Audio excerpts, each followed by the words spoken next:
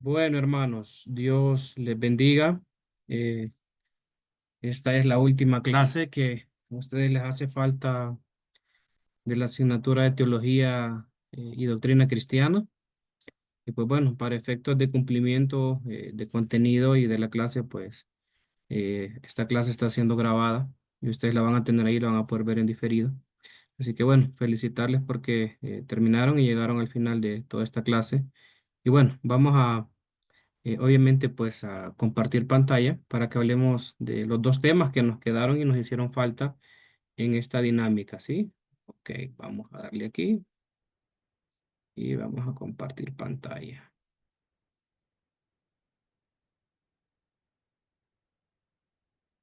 Ok, por ahí creo que va a ir apareciendo algunas cosas. Déjenme que me organizo. Ok, por ahí va a ir apareciendo algo, ¿sí? ¿Cuál es la idea de esta grabación, amados hermanos, que cumple los requisitos de la grabación de la última clase? Es poder ver dos temas sumamente importantes, no porque los temas anteriores sean menos importantes, sino que obviamente cuando nosotros estudiamos el tema de la teología cristiana o doctrina cristiana, pues hay muchos temas, ¿verdad? Ese es un abanico muy amplio, hay muchas doctrinas muy ricas que seguramente se nos quedaron por fuera para poder dialogar y hablar, ¿verdad? Quedará ya a criterio de ustedes también seguirse documentando con la serie de libros que les enviamos y poder seguir profundizando, ¿verdad? Igual hay otros modelos teológicos contemporáneos y pues es muy amplio el abanico para poder abarcarlo en 6 semanas, ¿verdad? Pero hemos llegado al objetivo de poder hablar de los principales temas o de los temas cardinales, vamos a decir, que definen nuestra doctrina cristiana, perdón. Y hoy, pues vamos a hablar de dos temas que es importante tenerlos en cuenta. Es difícil poder separarlos, es muy complicado poder tener un panorama completo solo hablando de un tema y no tomando en cuenta el otro, ¿verdad? No es que son codependientes, pero se entiende mejor cuando se habla con una interrelación, voy a decir, de lo que es la martiología y la soteriología. Ya ahorita vamos a ver en qué consiste, qué es esto, y pues ustedes también de repente lo han escuchado, van a leer mucho esta palabra en algunos, van a encontrar mucho estas palabras en algunos libros de teología, en algunos escritores, ¿verdad? Que abordan los temas teológicos y doctrinales desde esta terminología teológica. Y bueno, vamos a ver exactamente de qué se trata esto. Déjenme muevo esto por aquí. Bueno.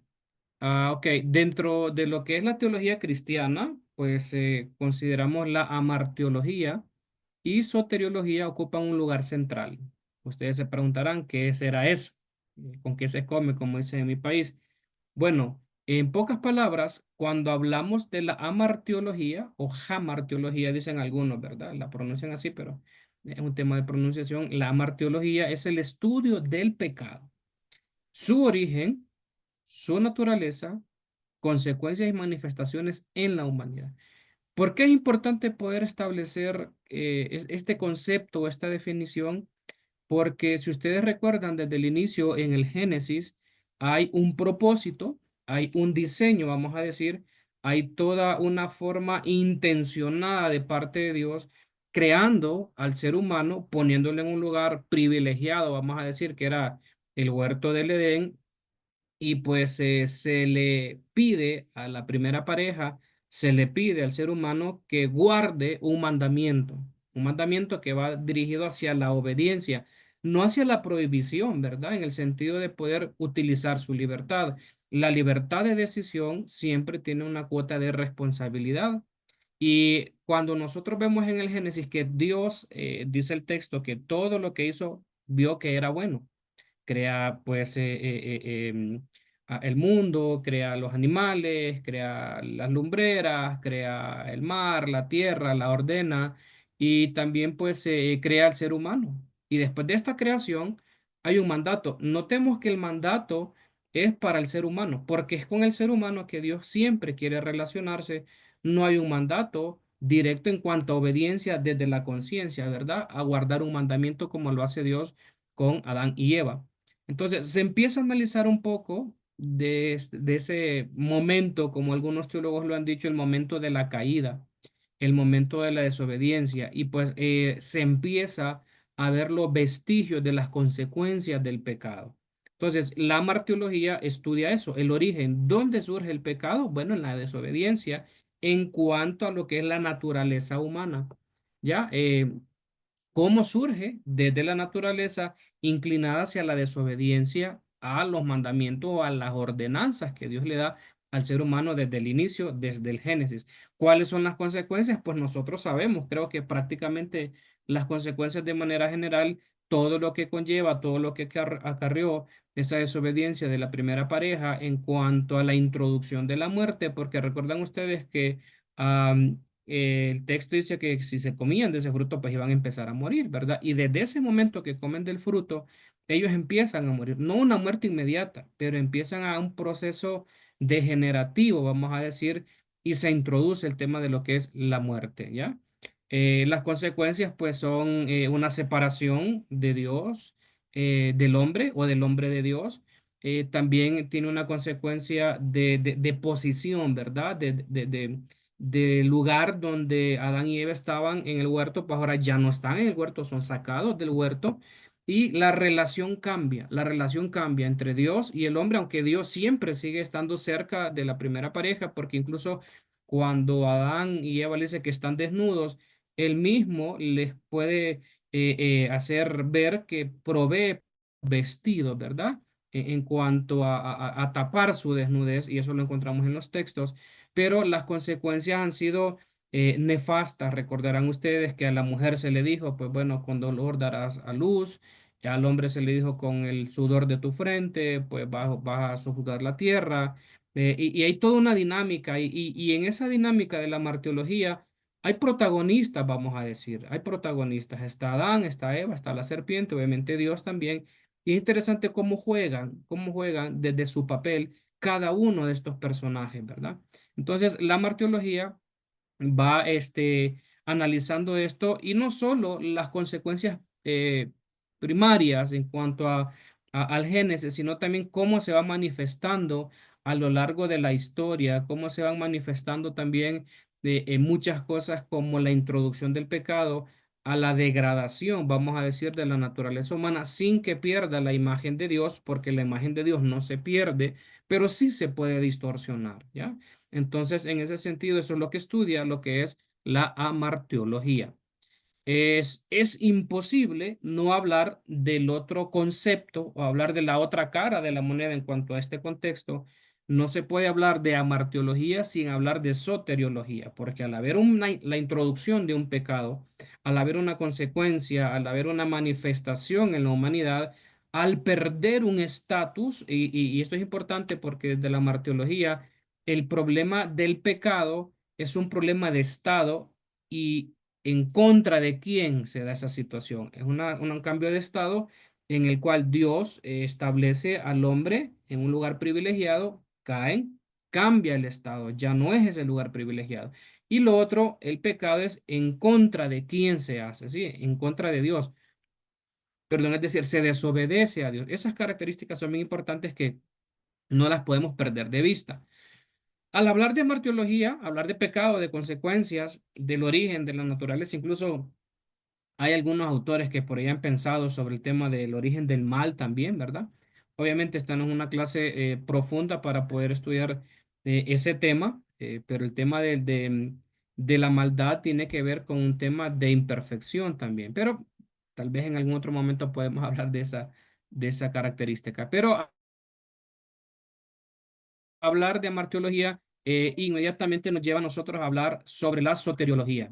Ojo, estoy diciendo soteriología, no astrología, ¿verdad? Porque a veces se pueden confundir algunos términos. La soteriología, por su parte, es la otra cara de la moneda, es decir, por su parte estudia la salvación. Al haber una naturaleza pecaminosa, al haber personas que caen en el huerto del Edén, es necesaria una salvación, es necesario un plan salvífico. Entonces, la soteriología por su parte estudia la salvación, la obra redentora de Cristo y el medio por los cuales el ser humano es reconciliado con Dios. Es importante acotar con este tema la soteriología, que es em, muy característico cómo se daba en el Antiguo Testamento y cómo se da en el Nuevo Testamento. En el Antiguo Testamento, ustedes recordarán que hay toda una serie de instrucciones, hay toda una serie de sacrificios, hay toda una serie de cosas que se hacían para expiar el pecado, para poder ponerse a cuentas con Dios. Esa es una forma soteriológica en la cual Dios está redimiendo al pueblo. En el Nuevo Testamento cambia totalmente. ¿Por qué? Porque en el Antiguo Testamento, pues, estas prácticas litúrgicas, teológicas, cayeron como en la monotonía y perdieron el verdadero sentido a tal punto que Dios un día les dice, miren, yo ya no quiero más sacrificios, estoy cansado de esos sacrificios, estoy molesto, porque se volvió como algo casi automático, ¿verdad? Y ustedes pueden encontrar en todo lo largo del Antiguo Testamento, especialmente en el libro de Isaías y otros libros más, donde Dios pues se fastidia de esa forma. ¿Por qué? Porque el pueblo se acostumbró a pecar y a ofrecer un sacrificio y a redimirse de esa manera hasta un punto que dijo, ya no quiero más sacrificios, ¿sí? Encontrarán ustedes textos en donde Dios ya se fastidia de esa forma de manejar con el pueblo este tema del pecado y la expiación y el tema salvífico. Ahora, cuando vamos al Nuevo Testamento, las cosas cambian totalmente. En el Antiguo Testamento, la gente se salvaba o se redimía, vamos a decirlo así, por el cumplimiento de la ley. En el Antiguo Testamento Dios es muy restrictivo, es muy radical. En el Nuevo Testamento el método cambia. ¿Por qué? Porque ya no se era salvo por la ley, sino que se es salvo por la gracia, ¿sí? Entonces, en ese sentido, pues la soteriología analiza un poco estos contextos, analiza cómo se da la salvación, pero especialmente se concentra más ya en lo que es la obra redentora de Cristo, ¿sí? Por los medios los cuales el ser humano es reconciliado con Dios. Ok, la martiología, hablábamos que era el pecado, ¿verdad? Vamos a continuar por ahí. ¿Qué es el pecado? El pecado es la causa fundamental de la separación entre Dios y la humanidad. Mire que no es necesariamente nuestra naturaleza, por así decirlo, humana, sino el pecado que se comete o el pecado que cometemos o que se cometió desde nuestra naturaleza, ¿sí? ¿Por qué? Porque Dios es un Dios santo. Dios es un Dios perfecto. Obviamente nosotros tenemos desde la caída una naturaleza pecaminosa que es de continual mal. Nos cuesta a nosotros los seres humanos, como dice Ruiz de la Peña en uno de sus libros, podernos mantener en una conducta ética equilibrada y también con principios cristianos, vamos a decir, ¿verdad? Ruiz de la Peña dice, el ser humano puede mantenerse un tiempo, puede portarse bien, puede tener principios morales, pero el ser humano necesita de la gracia de Dios para contrarrestar esa naturaleza pecaminosa que tenemos los seres humanos. Hay algún texto ahí que en algún momento dice que el deseo del ser humano siempre tiende hacia el mal. Ustedes recordarán en los primeros textos del Antiguo Testamento, ¿verdad? No tan lejos en la historia. Adán y Eva pecan. Hay un tema ahí de un primer asesinato, un primer homicidio y después viene familiar, ¿verdad? En el caso de Caín y Abel, pero después viene la maldad de los hombres que, pues, ustedes recordarán el arca de Noé y cómo Dios limpia la tierra de toda la maldad que había y la conducta del ser humano en aquel entonces era desagradable a Dios. Entonces, todas esas conductas hacen que haya una separación entre Dios y la humanidad. Y pues ese es el pecado fundamental. Hay como una ruptura, hay como una separación. El estudio de la martiología pues nos ayuda a comprender que como hay una situación de pecado, como que hay una situación que necesita ser atendida, pues estudia también la urgencia de la redención y la absoluta dependencia del ser humano en la gracia divina. Es la gracia que nos viene a nosotros a ayudar a permanecer en la santidad, vamos a decirlo, ¿verdad? ¿Por qué? Porque eso es lo que es de la Peña. El ser humano necesita la gracia de Dios para perseverar en la gracia. ¿Por qué? Porque su deseo es continuamente hacia el mal.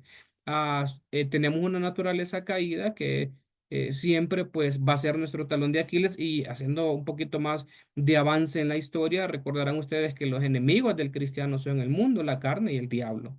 Ya tenemos esa naturaleza pecaminosa que tiende siempre hacia el mal. Entonces, definitivamente el ser humano necesita una gracia salvadora, necesita una gracia redentora para poder hacerle frente a todas estas situaciones. Definición y origen del pecado.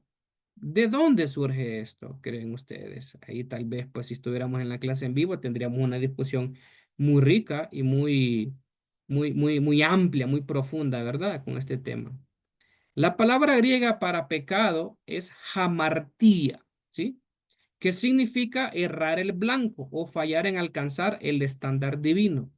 Es decir, es la figura de quien agarra la flecha, apunta al círculo, dispara, pero no da en el centro, sino que se va para la derecha, se va para la izquierda, se va para arriba, se va para abajo.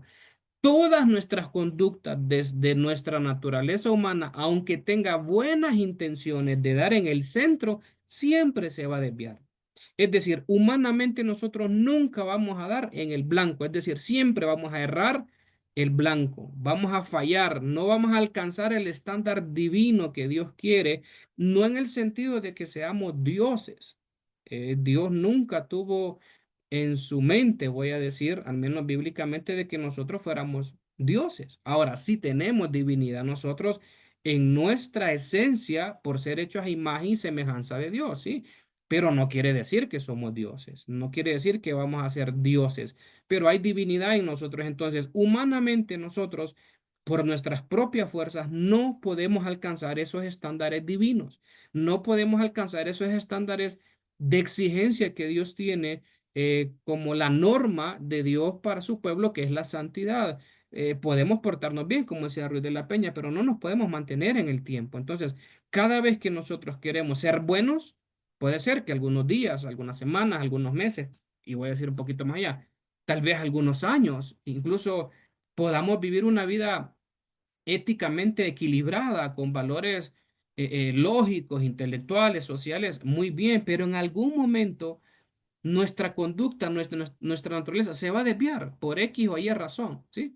Entonces, cuando intentamos eh, llegar al punto, no podemos con nuestras propias fuerzas, siempre vamos a fallar de alguna manera. Entonces, esa es la palabra hamartía, que significa errar el blanco. Desde la antigüedad podemos ver en la historia que el ser humano viene y sigue errando el blanco. Puede tener buenas intenciones, pero siempre va a errar esos estándares. Y es interesante esto, el pecado no solo es una acción errada, sino una condición de rebelión contra Dios. Algunos autores, algunos escritores piensan que el tema de lo que es la rebelión se originó, pues obviamente, como usted sabe, en el cielo, con el tema de Lucifer, con Satanás, la estrella de la mañana, porque quiso ser igual a Dios y ahí se originó la rebeldía, ¿ya? Ahora, acuérdense que no nos vamos a meter nosotros a hablar sobre el tema del diablo y los demonios, porque esa es otra rama que yo les dije que es como un apéndice de la teología o la doctrina cristiana, que se llama demonología y angeliología, ¿verdad? Que son los otros dos rangos o ramas de la teología o la doctrina cristiana. Pero el pecado no tiene que ver solo con esa acción errada, ¿eh? No tiene que ver solo con el acto, sino que tiene que ver con esa condición de rebelarse en contra de Dios, es decir, darle la espalda a Dios. Y el ser humano le puede dar la espalda a Dios de muchas maneras, ¿verdad? A través del orgullo, a través del intelecto, a través de sus emociones, a través de decidir vivir su vida como mejor le parezca, tomar las decisiones basadas en sus propios deseos, en su egoísmo. Y llevándolo un poquito más adelante al Nuevo Testamento, hay un sermón muy, bueno, de hecho hay un capítulo en uno de sus libros del doctor Yatensi Bonilla cuando habla del Sermón del Monte, ¿verdad? Cuando habla de la ética del reino y la ética de Jesús.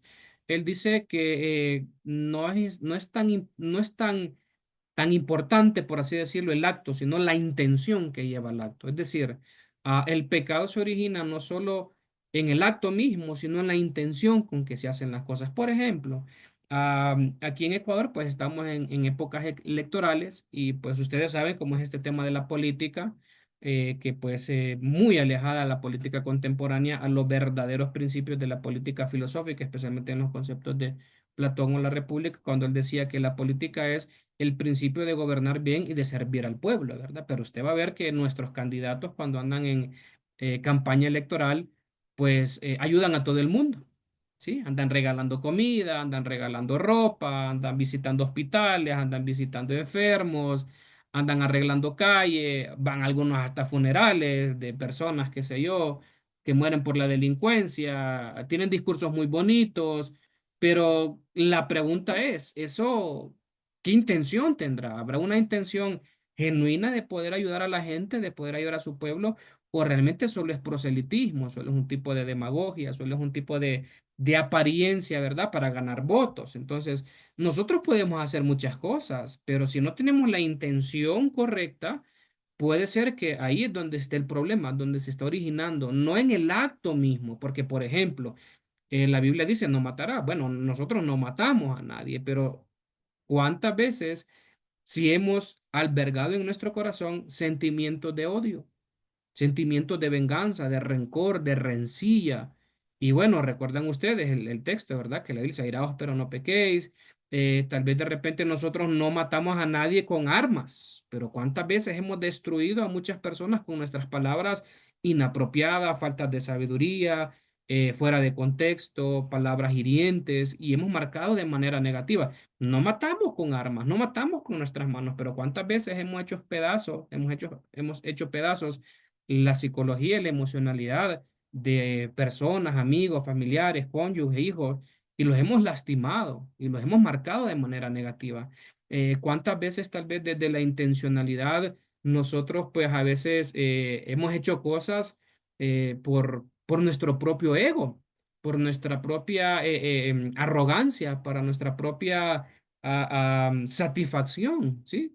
Decimos amar al prójimo, pero tal vez solo Dios sabe si realmente la intención de nuestro corazón es la adecuada. Y eso es lo que dice el doctor Bonilla, que el tema del pecado y la ética de Jesús, la hermenéutica de Jesús, tiene que ver con la intención que nosotros hacemos las cosas, ¿sí?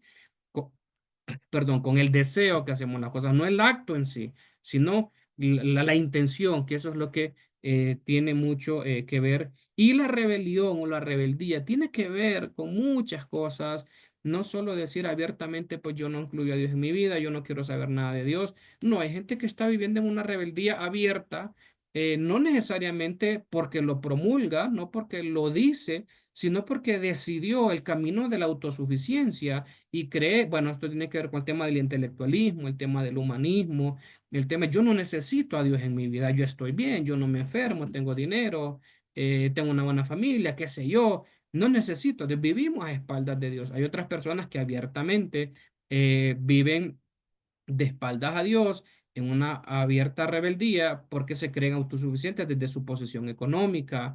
Bueno, usted conocerá, hay gente que dice ser atea, algunos son ateos teóricos, nominales, otros prácticos, pero al final de sus días, pues siempre en algún momento tienen que reflexionar en la trascendencia, ¿verdad? Con una u otra situación.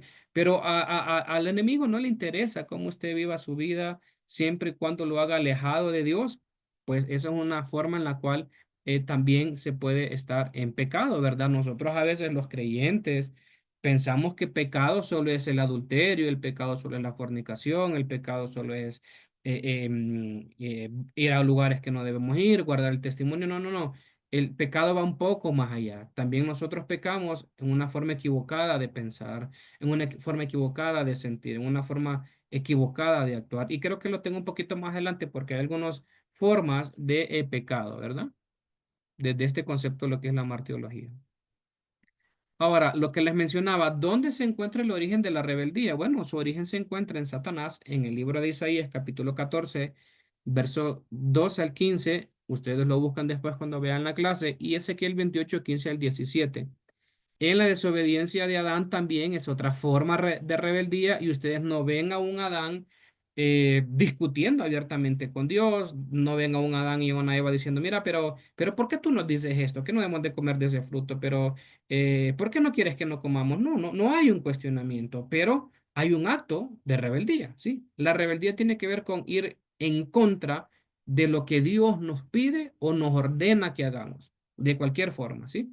Eh, y pues Adán y Eva, quienes desobedecen el mandato de Dios, trajeron una serie de consecuencias que ustedes ya las conocen, ya las han estudiado bíblicamente, las estamos viendo hoy en día, y pues trajeron esas consecuencias, introdujeron lo que es muchas, muchas. situaciones complejas y difíciles a la humanidad, y eso ustedes lo ven en Génesis 3 y Romanos 5 al 12. Entonces, ¿dónde surge la rebeldía? Bueno, según estos textos, en la rebelión de Satanás, porque acuérdense, él quiso ser igual a Dios, y nunca, nunca ha estado en los planes de Dios que nosotros seamos igual a Él, ¿sí? Porque siempre hay una jerarquía que nosotros tenemos que entender. Nunca la creación va a poder llegar a ser igual que el creador. Eso debe estar bien claro. Urbano López lo dice así, ¿verdad? Creó Dios en un principio. Hay un creador y hay una creación. Nunca la creación va a poder ser igual al creador. Y eso ya a nosotros nos da una distancia abismal de entender cuál es nuestra posición ante el creador, ¿sí? No podemos nosotros ser igual al creador, mucho menos ser más que el creador. Entonces, en ese caso, pues surge desde Isaías, Ezequiel y pues con Adán y Eva no obedeciendo lo que se les pidió. Ok. ¿Cuál es la naturaleza, vamos a decir, y características del pecado? Bueno, que es universal. Donde quiera que nosotros estemos, donde quiera que nosotros vayamos, nos vamos a dar cuenta de que hay formas de pecado. Y esto es tan variado y esto es tan amplio que, por así decirlo, es a nivel universal en cuanto al mundo. Y la Biblia lo establece así en Romanos 3:23. Todos absolutamente todos, hemos pecado y estamos destituidos en algún momento de la gloria de Dios hasta que nos arrepentimos, ¿sí? O sea, toda la humanidad tiene esa tendencia de pecar. Es decir, aquí en Ecuador, el pecado tiene algunas características particulares. Usted se va a unos países de Europa, pues usted dice, bueno, allá hay otras formas de pecar, pero es pecado. Se va a otro continente y usted dice, bueno, aquí estas cosas de repente en África son buenas, pero en Europa son malas. Bueno, pero sigue siendo pecado. Ya, o sea, que es decir que el ser humano no puede librarse de esa universalidad del pecado, ¿sí? Aunque socialmente se pueda decir, bueno, y yo he escuchado muchas veces, ¿verdad? Que hay gente que dice, bueno, ¿cómo es eso que los hombres en el Antiguo Testamento tenían más de una esposa, más de una mujer y ahora ya no se puede? ¿Y porque antes sí? Bueno, porque son contextos, son momentos históricos. Y siempre, desde el principio, nosotros vemos que hay formas de pecar y eso es universal. ¿Por qué? Porque tiene que ver más con la condición que nosotros tenemos como seres humanos. Donde haya un ser humano, es objeto del pecado, pero también es objeto de la salvación, ¿sí? Donde quiera que esté. Depravación total, es decir, el pecado ha afectado todas las áreas del ser humano, su intelecto. Fíjese que es curioso porque cuando ustedes ven en el Génesis, dice que quien le puso nombre a todos los animales fue Adán, ¿sí?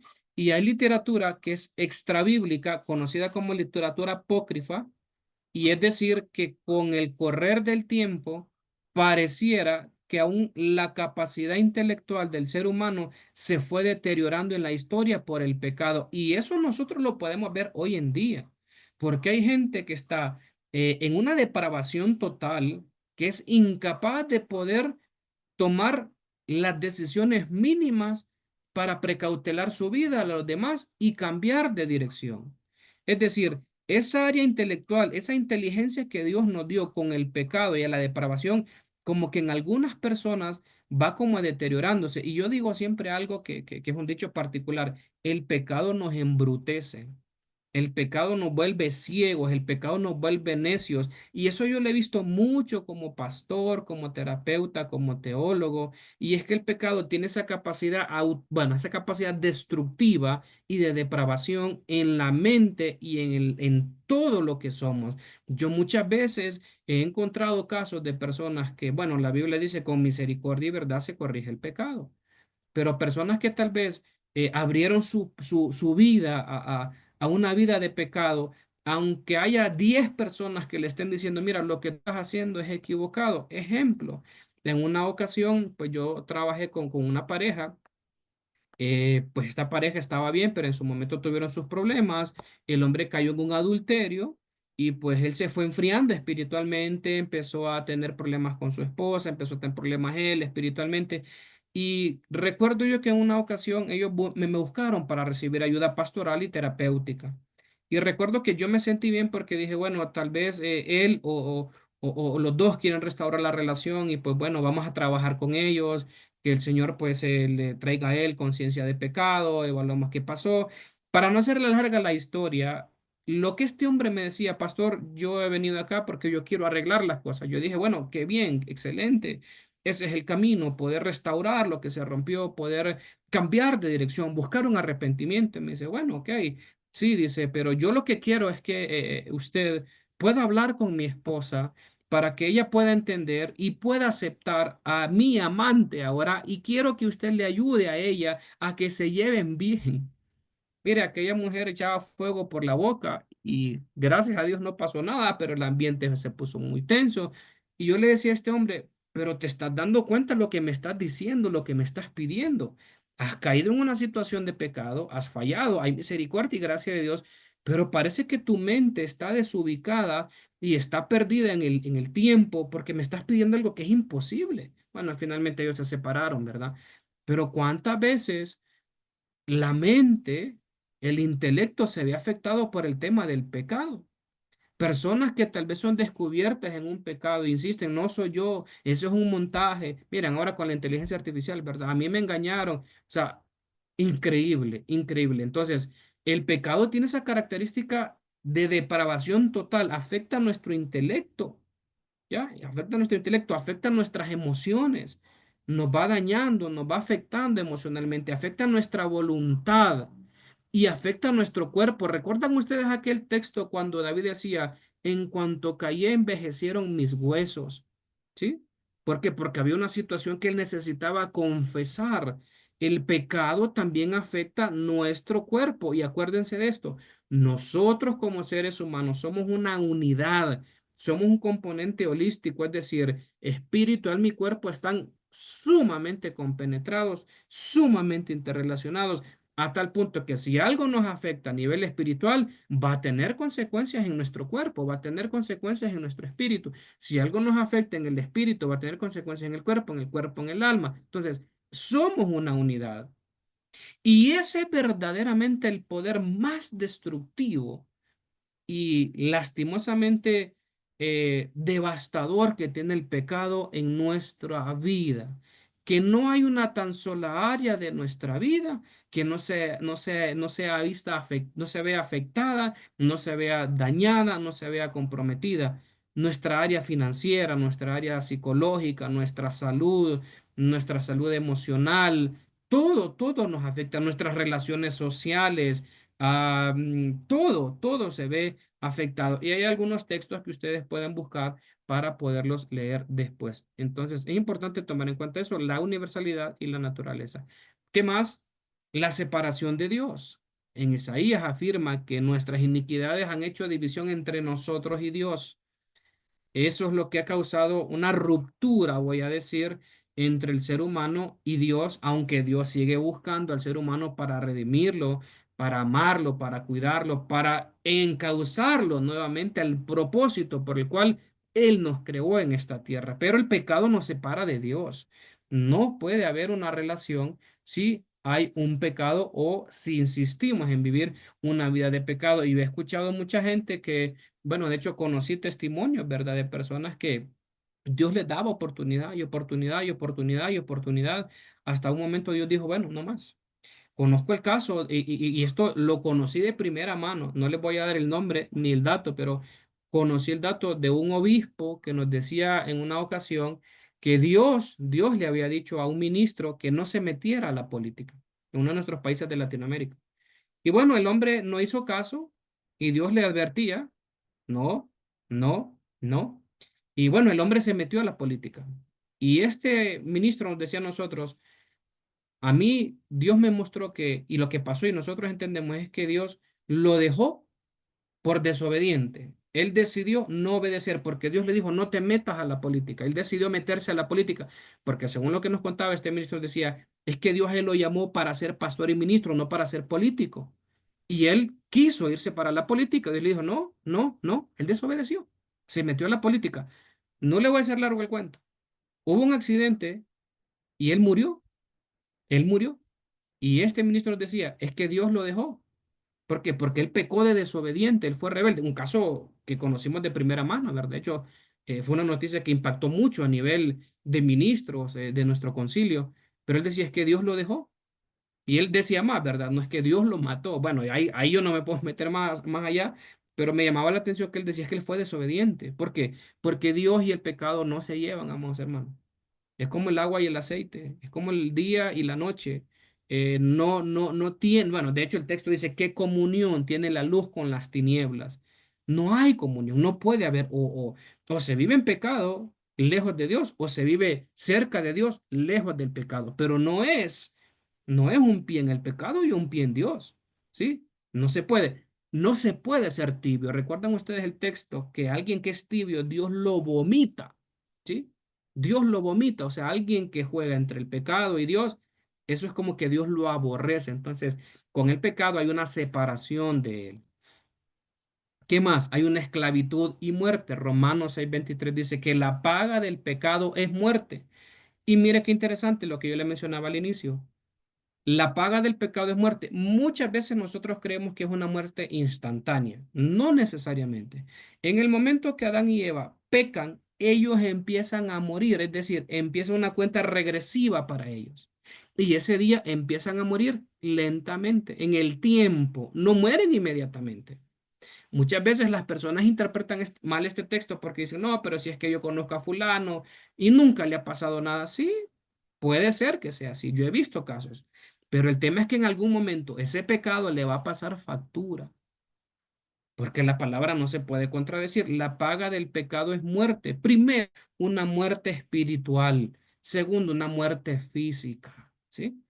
Pero siempre la consecuencia va a ser la muerte, es decir, el final de algo, ¿sí? Por una consecuencia negativa, refiriéndose tanto a la muerte física, pero también a la eterna, ¿sí?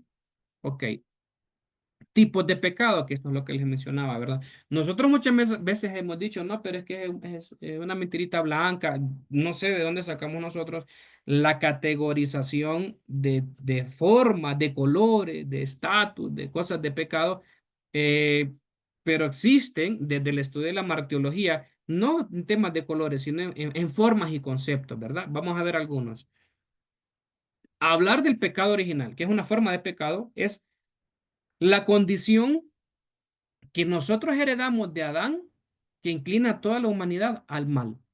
Es decir, es como que el defecto viene de fábrica, pues, desde el inicio. Venimos con ese chip incorporado, vamos a decir. Muchos teólogos, entre ellos el Rairi, teólogos clásicos, hablan mucho del pecado original, ¿sí? Del pecado heredado. Y algunos se preguntan, pero no es justo, ¿por qué heredamos algo de lo cual nosotros nunca fuimos responsables? Es como que de repente usted que se conecta a esta clase o la va a ver en diferido, tal vez su abuelo 3 generaciones hacia atrás tuvo una deuda con alguien y que usted diga, bueno, esa deuda era de una vaca 3 generaciones atrás, que se vio hace 100 años, y usted diga, ahora viene la generación de esa persona a la que se le debe y me quiere cobrar a mí la vaca, cuando yo ni siquiera estaba en planes de nacer, cuando ni siquiera estaban pensando en hacerme, no tengo por qué yo pagar eso, yo no estaba ahí, ¿sí? Y el planteamiento, el razonamiento es lógico, pero en teología funciona de manera diferente, porque existe una teoría que es la teoría federalista o teoría representativa, por así decirlo. Es decir, en Adán y Eva estaba representado todo el género humano, estaba representado toda la humanidad. Ahora usted me va a decir, pero sigue siendo injusto. No totalmente injusto, sino que hay que entenderle por qué. Porque con Jesús pasa lo mismo. En el caso de Adán y Eva estaba representada toda la humanidad y como consecuencia de su desobediencia entra el pecado y la muerte en toda la humanidad. En el nacimiento de Jesús y en Cristo está representada toda la humanidad para su redención. ¿Sí me doy a entender? Es decir, por un hombre fuimos condenados, pero por un hombre fuimos redimidos, hablando de Jesús. ¿Sí? Entonces, la misma teoría. Jesús no era el responsable de nuestros pecados, pero en él, usando este principio teológico, fue representada toda la humanidad de tal manera que todos, amados hermanos, todos absolutamente tenemos la oportunidad de poder ser salvos por medio de ese sacrificio y ser redimidos del pecado, ¿sí? Es para todos. Obviamente no todos lo van a escoger, no todos lo van a decidir. Entonces, ese es un tipo de pecado original. Venimos heredando, lo va a heredar el ser humano hasta que siga en esta tierra, porque es un tema heredado en el buen sentido de la palabra. Pecado personal, ya ahí tiene que ver con las cosas que nosotros hacemos a nivel individual, conscientes contra la voluntad de Dios. Viene a ser cómo nosotros vivimos nuestra vida, cómo nosotros manejamos nuestras decisiones. Viene a ser como el estilo de vida que nosotros tenemos de manera personal, como hijos de Dios, como padres, como esposos, como ciudadanos. Cómo nosotros hacemos todas las cosas. Son pecados personales, pecados ocultos, lo dicen algunos autores, algunas personas. Son esas cosas con las que nosotros vivimos, bregamos, ¿verdad? eh, Son nuestros talones de Aquiles, son nuestras malas decisiones, son nuestras maldades, son nuestras mañas, voy a decir, son nuestros complejos, nuestros traumas. Llámelo usted como quiera, pero es un tema personal. Y esto es importante, hermanos, porque la forma en la cual se brega con el pecado personal puede ser diferente en cada caso. Hay personas que fueron muy mujeriegos antes de ser cristianos y cuando vienen al Señor, obviamente cambian totalmente y siguen luchando con ese tema, pero hay otras personas que vienen tal vez del mundo o se convierten y su problema no es tanto con las mujeres, sino con el tema del alcohol, ¿sí? Entonces, ahí son sus luchas personales, ahí son sus caídas, ahí son sus levantares, ahí son sus talones de Aquiles. Hay otra persona que tal vez no viene de un contexto y que no lucha con el tema de andar atrás de las mujeres o el alcohol, pero brega mucho con el tema de tal vez ser egoísta. ¿Sí? Ser orgulloso, ser orgullosa, hay, ser chismoso, ser chismosa, ser deshonestos en los negocios, todas esas formas de pecado que son muy diversas, ¿verdad? Entonces es el pecado personal.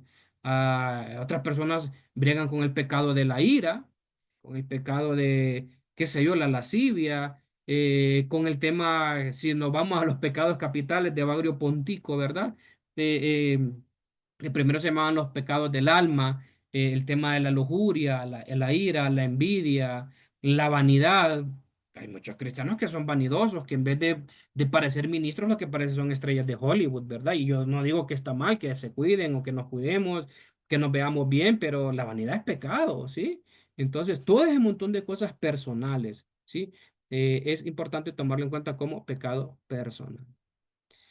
Pecado de omisión, no hacer lo que Dios nos manda. Y ese pecado de omisión es como al que sabe hacer lo bueno y no lo hace, él es pecado, ¿verdad? Omitimos. Por ejemplo, hay cosas que sabemos que es bueno hacerlas, pero no las hacemos, ya sea porque se nos olvidó o ya sea porque estamos distraídos o porque no quisimos o qué sé yo, o sea, omitimos eso, no hacemos algunas cosas, entonces estamos llenos de muchas de esas cosas, omitimos, qué sé yo, de repente pues ustedes encontrarán en la palabra cuando vemos en el texto cuando dice si alguien te pide, dale, cuántas veces hemos visto gente que nos ha pedido en la calle y bueno, a veces no le hemos dado porque no tenemos, porque vamos cortos con el tiempo, otras veces si andamos decimos... No, pues, o sea, no le paramos mucha bola a esas cosas. Al que te pida la túnica, dale también, pues, tu capa, o cuando te pida la capa, dale la túnica. Al que te pida ir una milla, ve con el dos. ¿Cuántas cosas, verdad? El tema de la gran comisión, que algunos han dicho es la gran omisión, porque tenemos un mandato. Dios nos mandó a predicar el evangelio, pero no predicamos, ¿ya? O tal vez otros predicamos de otra forma o cuando tenemos tiempo, pero eso es un mandato bíblico. Y así podemos encontrar otro montón de cosas, ¿verdad? El tema de que nuestras palabras, amados hermanos, cuando las pronunciemos, en vez de destruir, den edificación, ¿sí? Que tengan gracia para los oyentes. Y a veces no lo hacemos. Entonces, un montón de cosas como esas. El tema de congregarnos, ¿será pecado no congregarse? Congregarse, ¿será pecado dar el diezmo, no dar el diezmo? Señor, yo no doy el diezmo, no doy el 10 pero doy el 8. Bueno, todas esas cosas, ¿verdad? Todas esas cosas que pueden ser pecados de omisión, cosas que omitimos por X o Y razón, porque se nos olvidó, porque no nos fijamos. porque estamos distraídos o porque al final no queremos, ¿verdad? Porque tenemos algunos argumentos. ¿Qué más? El pecado imperdonable. Creo que en algún momento ustedes van a llevar esa clase sobre lo que es neumatología, que nosotros dimos unas pinceladas, ¿verdad? El pecado imperdonable es la blasfemia contra el Espíritu Santo, pero no es la blasfemia, hermanos, en que ustedes hablen mal. Cuando nosotros vamos al español, encontramos que la palabra blasfemia es poder, es hablar mal, es ofender, es